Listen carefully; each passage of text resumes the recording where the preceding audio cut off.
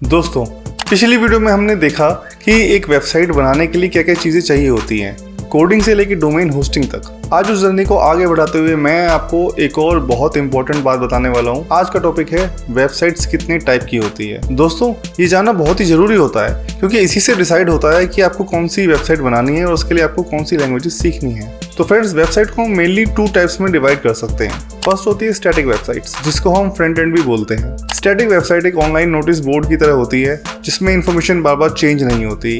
एक बार बना दी तो जैसी थी वैसे ही दिखती रहेगी। अब जानते हैं कि वेबसाइट यूज कहाँ होती है। इसे हम यूज करते हैं नॉर्मल इन्फॉर्मेशन की वेबसाइट्स के लिए, जैसे कि पर्सनल पोर्टफोलियो या एक इवेंट की या जानकारी की वेबसाइट। इसमें बहुत ज्यादा फंक्शन नहीं होते हैं। अब जानते हैं कि इसमें कौन सी लैंग्वेजेस यूज होती है। इनको बनाने के लिए मेनली HTML और CSS का यूज होता है और साथ में थोड़ा बहुत जावास्क्रिप्ट भी ऐड कर सकते हैं, बट मोस्टली वो स्ट्रक्चर और स्टाइलिंग पर फोकस्ड होती है। इनका कंटेंट डेटाबेस से नहीं आता, सीधा फाइल्स में लिखा हुआ होता है। फ्रेंड्स, दूसरी और सबसे ज्यादा यूज होने वाली कैटेगरी होती है डायनेमिक वेबसाइट्स।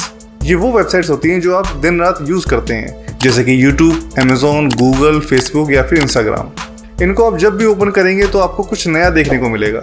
इसमें आप लॉगिन करते हो तो YouTube पे आपकी रिकमेंडेड वीडियोस आने लगती हैं। Amazon पे आपकी पुरानी परचेज हिस्ट्री के अकॉर्डिंग प्रोडक्ट्स दिखने लगते हैं।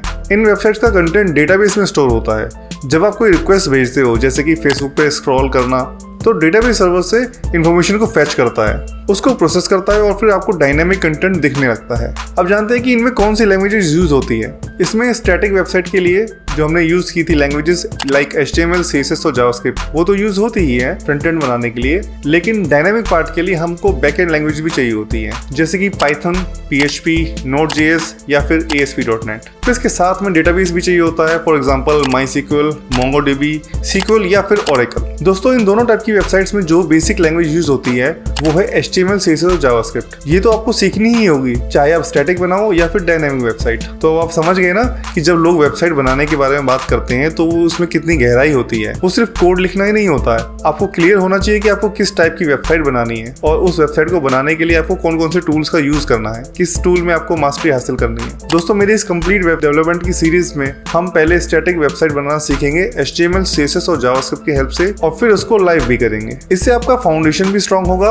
और आपकी पहली वेबसाइट लाइव होने का कॉन्फिडेंस भी आपको आएगा। और उसके बाद हम आगे बढ़ेंगे डायनेमिक वेबसाइट की तरफ, जहां हम आपको बैकएंड लैंग्वेजेस और डेटाबेस की पावर को दिखाएंगे। दोस्तों, अगर आप एक रियल वर्ल्ड डेवलपर बनना चाहते हैं तो ये सीरीज आप ही के लिए है। चैनल को सब्सक्राइब करो, बेल आइकन दबाओ ताकि आप कोई भी पार्ट मिस ना करो। मेरी नेक्स्ट वीडियो में हम अपनी फर्स्ट लैंग्वेज सीखेंगे जो कि है HTML। तो फिर रेडी हो जाओ, मिलते हैं नेक्स्ट वीडियो में।